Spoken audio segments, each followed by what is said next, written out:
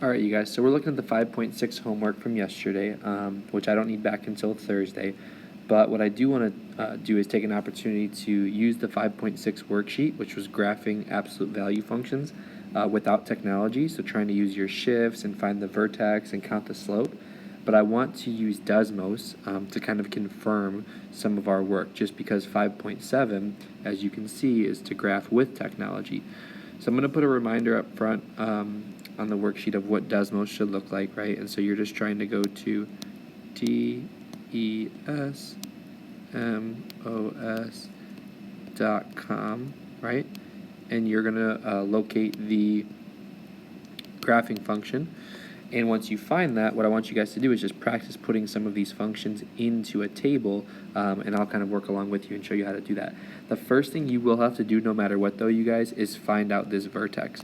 So I'm going to put vertex under a couple of these problems. We need the vertex because, if you guys recall, the vertex has to go in the middle of the table. And I typed that here for you guys as well when I gave you the instructions. Place the vertex in the middle. Right? That's very, very important. Okay?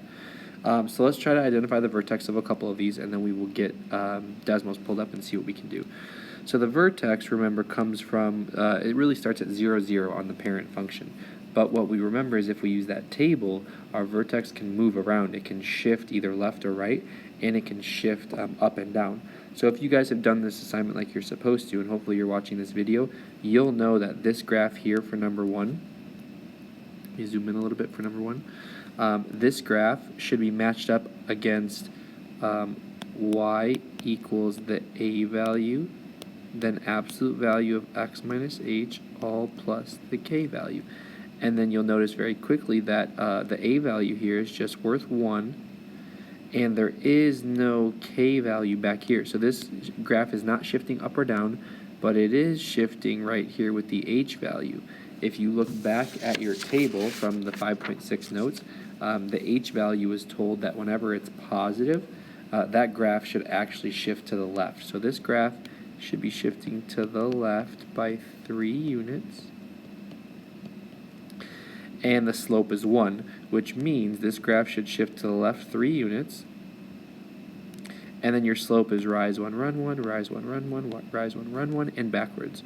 Rise, run, rise, run, rise, run. So this is what that graph should look like. And then what you could do is even jot down some of these points. You guys know I like to label them to show you on Desmos what they look like. So this coordinate here is at -3, 0. This coordinate here is at what, -2, 1.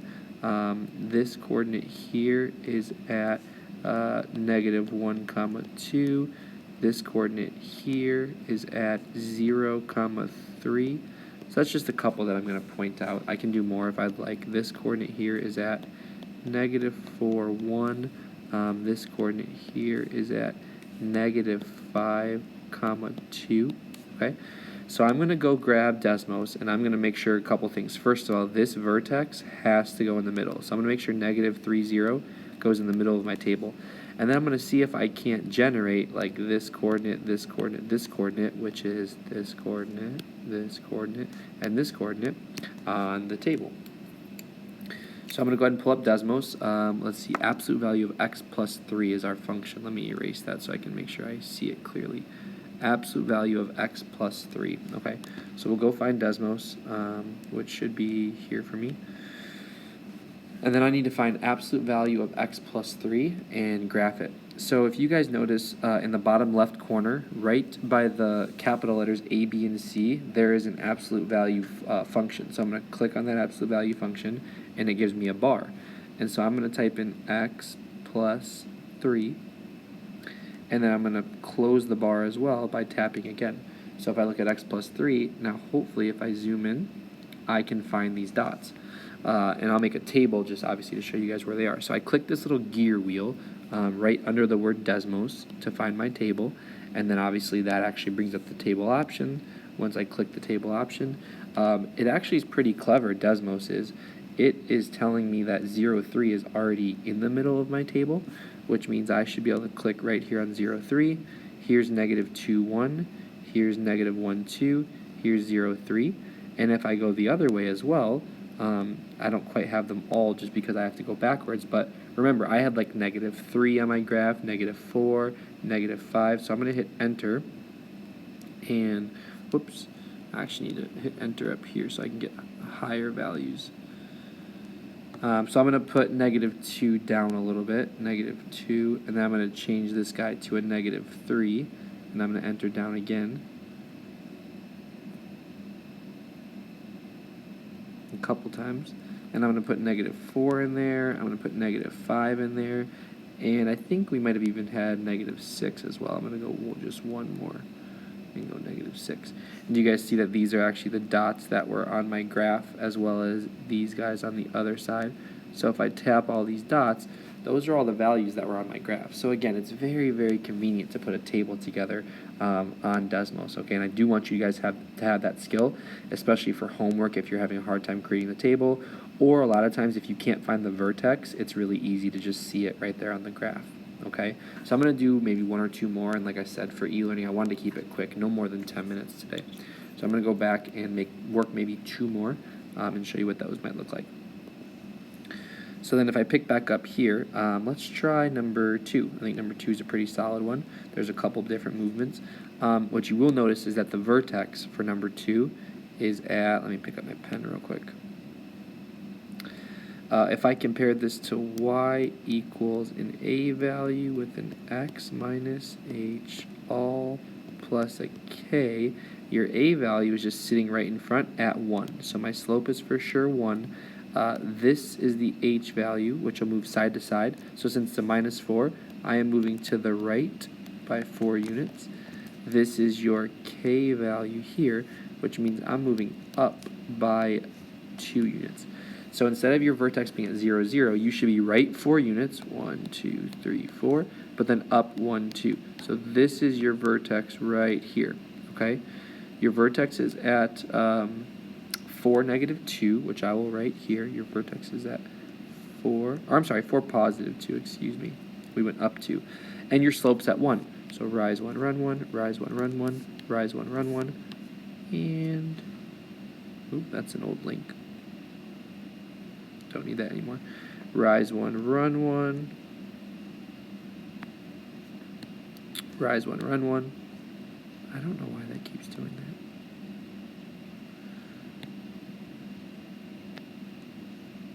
Here and here. Okay? So that's what your graph should look like. Obviously a little bit neater if you're drawing correctly, but what I want to point out is some of these values that hopefully get created on my graph as well. So check this value out here. That's your vertex at 4, 2. This value right here is the coordinate 5, 3. This coordinate here is at 6, 4. So again, when I graph these, hopefully I see some of these. This dot here is at 3, 3, 3, 3. And this dot here is at what? 2, 4. 2, 4. So again, I'm going to go, let me clean this up, this equation, so I can remember it, how to type it in. So this equation is at x minus 4 plus 2 with the x minus 4 in absolute value, and hopefully it creates the v with those coordinates that I just typed in. X minus 4 plus a 2. So Desmos, absolute value of x minus 4, close my absolute value, then add a 2. And I will go make my table, although I can already see right off the bat, there is that vertex at 4, 2, just like we said it was going to be, because the graph moved right 4 and up 2. I'll click this gear wheel, I'll click this table, and then I'm going to put in some values. So you guys can see the dots on here are pretty good compared to the ones I had, but I am missing just a couple. This dot should be here too. And I need to type more values into the table. So I'm just going to enter, enter, enter, enter. You see how every time I enter, I gain another dot? So now we can really investigate whether this is the correct graph.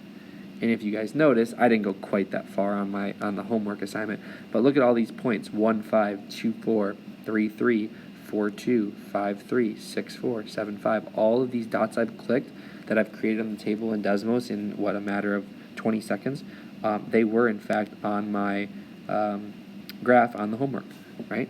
So if I go back, take a mental note. Look, all these points right here. Of course, I didn't do near as many as the Desmos because it's so much quicker, but they're all there, right? 2, 4, 3, 3, 4, 2, 5, 3, 6, 4, they're all there, okay? Let's try maybe one more. Let's do a complicated one, maybe flip to the back side. Let's get one that's going downwards. I like 7. 7's a good one, okay? 7, a couple things you'll notice. First of all, for number 7, you have y equals ax minus h plus a k. Definitely some movement, right? You'll see movement here with the positive 3 as the h value, and you'll also see movement here with the 1 as the k value. The other thing you'll notice is that if you look here, a, there's actually a little invisible -1. You can even slide that in if you want to just show yourself like there's always a 1 right here. But now there's a negative, which means the slope changes. So a couple movements. First of all, with the x plus 3, that is actually moving the graph left 3 units. The +1 for k in the blue highlight, that's actually moving your graph up 1 unit. And the a value of -1 means your slope is actually at -1 now, which means your graph opens downward. We talked about that in class. So let's get your new vertex. Vertex. It's at what? Left 3, up 1, which means left 3 and then up 1. So 1, 2, 3, up 1. Here's your new vertex, right? Well, if that's your new vertex, now you need to slope by -1, which opens down. So over, across, down, across, down, across, and down, across, down, across, down, across. Remember, you guys, if your a value happened to be like a 2 or a 3, you would actually rise 2 and run 1, rise 2, run 1. Or if it was a 3, rise 3, run 1, so on and so forth. But just, again, take a look at these values and whether they're going to match when we go to Desmos. This vertex value right here is at what? -3, 1. This value here is at -2, 0. Just take a mental note of all these dots I'm pointing to. Make sure they show up on Desmos. There's -1. I should slide a negative in there. -1, -1. Let me undo that. -1, -1. This dot here is at 0, -2. This dot here is at -4, 0. This coordinate is at -5, -1. Hopefully we've convinced you by now. This coordinate is at -6, -2, right? So look, just take a quick mental picture of all those coordinates and see if you can get them to pop up when you type in this equation up top. -x plus 3 plus 1. Let's check it out. We have a negative absolute value of x plus 3 with another absolute value and then plus 1. And then you can already see right there, there's that vertex, -3, 1, which is solid. And then go ahead and hit the gear wheel up top under the black bar where it says Desmos. Hit this gear wheel, hit this table, and just start plotting dots. Again, you'll notice, you see how my dots are coming this way? Which means my vertex is not in the middle. -3, 1 needs to be in the middle. So I'm going to actually change this entire table out. And I'm going to put -5. I'll put -4. I'll put -3. Now I have it in the middle. -2, -1, 0, 1. Now it's pretty solid. This one, this one, this one. All these dots. Right? Now I have it in the middle. So now I can actually see the vertex going both ways. You'll notice again, those are all those dots that we put in there. We actually had -6 as well. Let me add that in there. -6. We had this guy as well. Right? Now it matches pretty perfectly to what I drew on the homework. Okay? But that's it. I just want to make sure you guys had an opportunity to play with Desmos. Understand it's such a helpful tool in terms of doing homework, studying for quizzes and tests and all that good stuff. Okay? If you guys have questions, of course, you guys know, hit me up, email me, whatever you need to do. Make sure we get this right.